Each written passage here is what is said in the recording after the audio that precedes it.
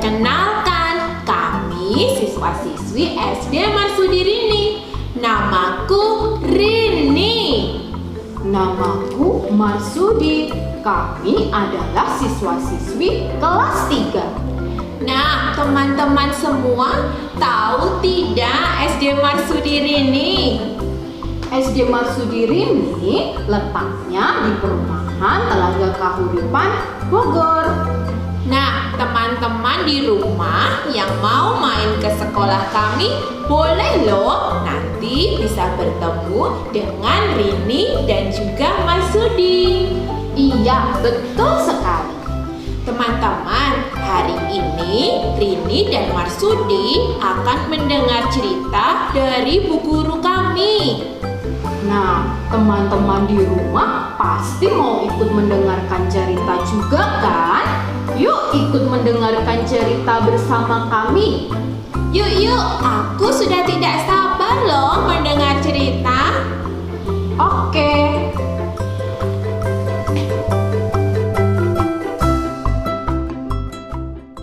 Ana Masaki dan sosok berwarna jingga. Jam menunjukkan pukul 11:59. Hampir tengah malam. Semua orang telah lelap tertidur, kecuali Ana Masaki. Di dalam kamarnya yang temaram, ia malah asik bermain game. Seluruh konsentrasinya terpusat pada layar telepon genggam. Tanpa ia sadari, sesosok makhluk berwarna jingga tengah mengawasinya. Ini bukan kali pertama. Ana Masaki hampir setiap hari menghabiskan sebagian besar waktunya dengan bermain game di dunia maya. Bahkan, ia sering tidak tidur hingga pagi karena terlalu asik bermain. Ana Masaki adalah seorang anak laki-laki berusia 9 tahun. Ia seorang siswa kelas 3 sekolah dasar. Sejak mendapat hadiah telepon genggam di ulang tahunnya yang ke-7, ia mulai gemar bermain game. Tik, tik, tik. Jarum jam berdetik. Sesaat lagi menjelang pukul 12:30 malam.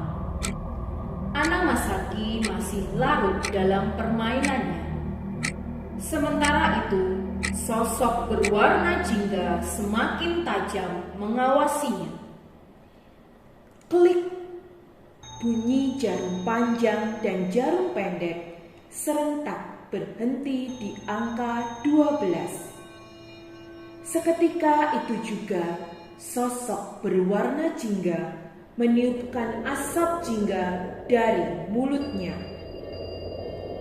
Seluruh ruang kamar Ana Masaki sekejap dipenuhi asap jingga pekat. Tanpa sempat berpikir, Ana Masaki telah diselimuti asap tersebut. Sekejap datangnya, sekejap pula asap jingga itu lenyap. Ana Masaki tersadar bahwa dirinya sudah tidak lagi berada di dalam kamar. Bahkan telepon genggamnya entah ada di mana. Dalam keadaan kaget dan tak percaya, Ana Masaki melihat sosok jingga mendekat ke arahnya. Belum pernah ia lihat sosok seperti ini. Perasaannya bercampur aduk antara penasaran dan ketakutan.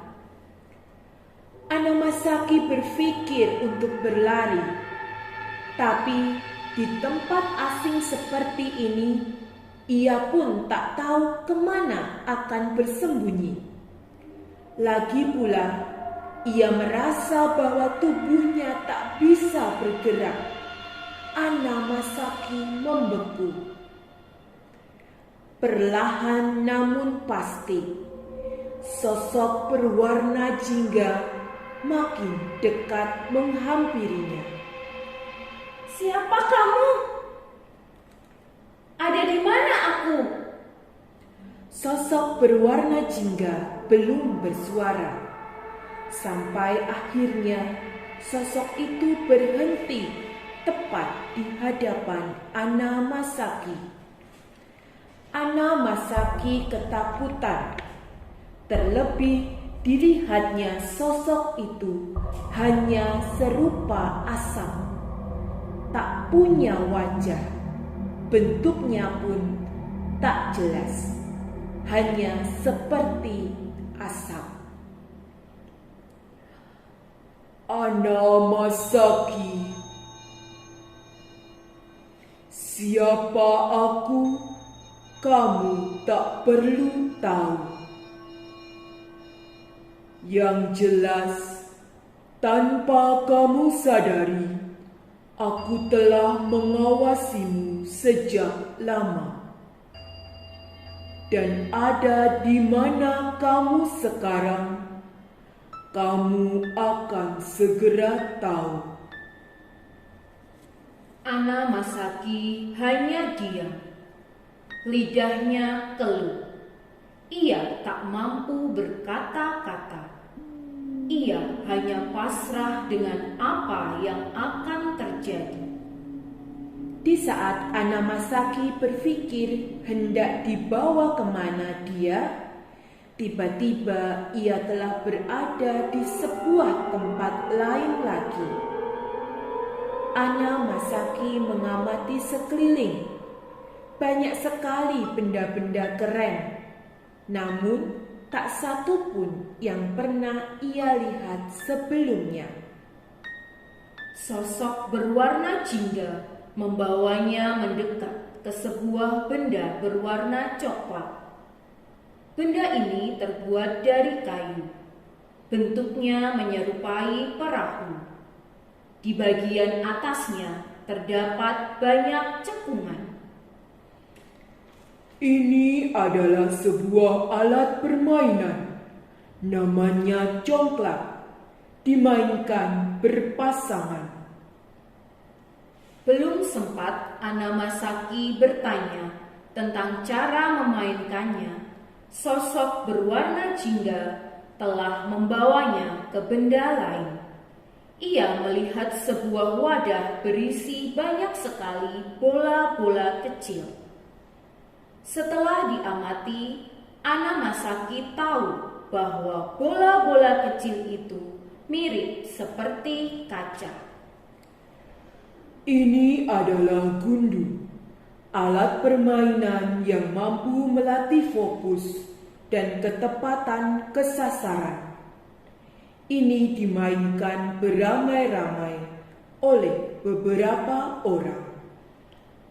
Di sebelahnya nampak bilah-bilah bambu. Di bagian agak bawah di tiap bambu terdapat semacam pijakan yang juga terbuat dari bambu.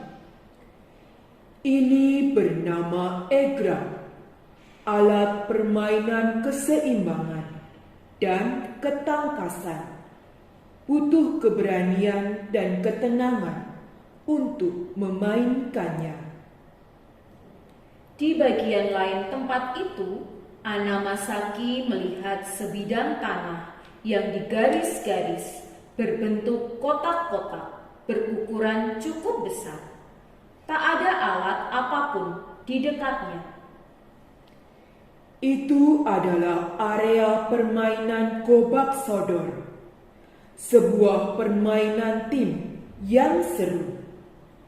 Diperlukan kecerdikan, kecepatan, sekaligus kehati-hatian untuk memainkannya. Di sebelahnya, di bidang yang digaris menyerupai jaring-jaring kubus itu, adalah area permainan Sunda Mandar. Bisa dimainkan oleh beberapa orang bergantian. Permainan ini mampu melatih keseimbangan serta daya tahan. Bagaimana? Kamu menyukai tempat ini? Suka banget, tapi mengapa tempat ini sepi sekali? Tak ada seorang pun anak yang bermain di sini. Padahal banyak permainan yang seru bisa dimainkan beramai-ramai. Karena anak-anak lebih suka bermain game di HP dan laptop. Mereka tidak mengenal permainan-permainan ini. Maka lihatlah, permainan-permainan ini terbengkalai karena tak terpakai. Kalau begitu, bolehkah aku datang kembali dan mengajak teman-temanku bermain di sini? Tentu saja, datanglah kapanpun kamu mau. Ajaklah teman-temanmu. Aku akan mengajari bagaimana memainkan setiap permainan di tempat ini. Tapi bagaimana caranya aku bisa ke sini? Aku bahkan tak tahu jalannya. Tenang, aku akan menunjukkan sebuah portal yang akan bisa kamu lewati kapanpun kamu mau ke tempat ini. Yeay! Tiba-tiba Ana Masaki sudah berada lagi di kamarnya. Dia tak lagi menemukan sosok berwarna jingga. Tapi ada satu hal lagi yang aneh di kamarnya. Di samping cermin, tepat di dinding, ia melihat asap jingga melingkar dan terus-menerus bergerak, berbentuk spiral.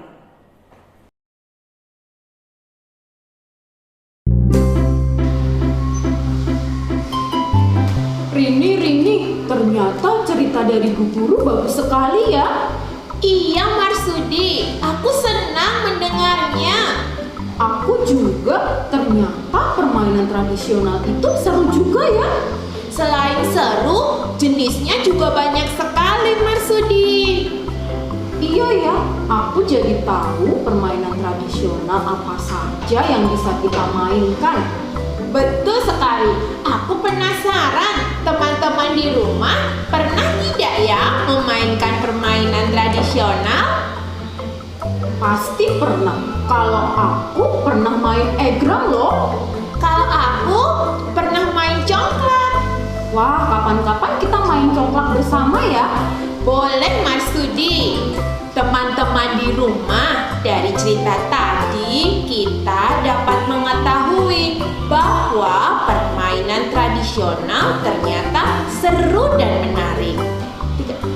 Selain itu Rini, permainan tradisional bisa melatih kita untuk bersosialisasi dengan yang lain.